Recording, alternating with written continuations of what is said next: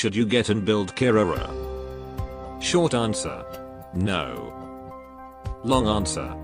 This entire video. キララです。よろしくお願いします。では、クエスト開始。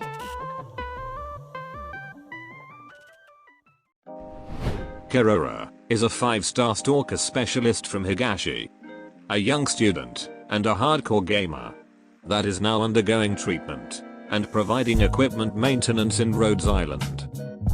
Kirara is a stalker specialist like Ethan and Manticore, which will soon have their 6-star version in the future event. This specialist trait will make them deals damage to all enemies in their range, have a 50% chance to dodge physical and arts attack, and less likely to be targeted. Meaning that ranged enemy will always target other operators in their range, no matter the deployment order. But unlike Ethan and Manticore, Kirara doesn't have any stalling ability. And then moving to her general stats. She has a good attack, HP, defense and resistance, also 0 block count like your typical stalker specialist. But she also has the same drawback with this archetype. Although she has a good damage, but her attack speed is really slow, which will reduce her overall DPS. As for her talent, she will recover some percentage of her max HP every second, if there are no allies within her rate surrounding tiles. Further increase her HP recovery. This talent combined with her trait and 0 block count will massively increase her survivability. So she is very suitable to be placed anywhere with a little need of healer. And this is her potentials upgrade list. Like most operators, having no potential is enough for Kirara. And then moving to her skills.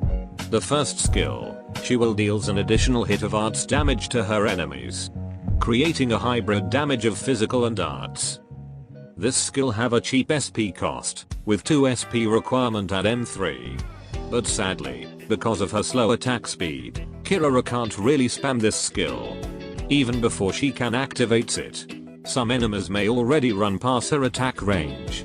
Meaning that you will need other operators to block the enemies, so that enemies won't escape her range. As for her second skill, at M3, it will increase her talent effect by 3 times.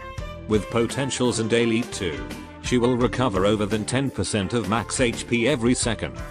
Also, now she will deals arts damage to the enemies in her range every second. Increasing her talent to 3 times is a good effects for self-healing. But to be honest, she doesn't really need it in the first place. Her trait, talent and block count already guarantee her safety against ground enemies and almost every ranged attacks. Not to mention if there's a healer already supporting her. As for her attack, that will turn into dealing arts damage. It is actually a decent arts damager. But her skill duration is just too short, with also a medium SP cost. So most of the time you might want to use her skill 1. As for her base skills, when assigned to the trading post, increase acquisition efficiency by 5%. Additionally, for every precious metal production line, increase the precious metal production line by +2. I think it's a base skill for helping 2 base skills. But both of their base skills is too complicated. And I think there's already many operators with better and more simple trading post skills. So, will Kirara become a good operator for your team? A very niche operator. It's hard to find a perfect scenario where Kirara will be preferred than other units. Her main focus is her survivability to be put anywhere, without worrying enemies will easily kill her.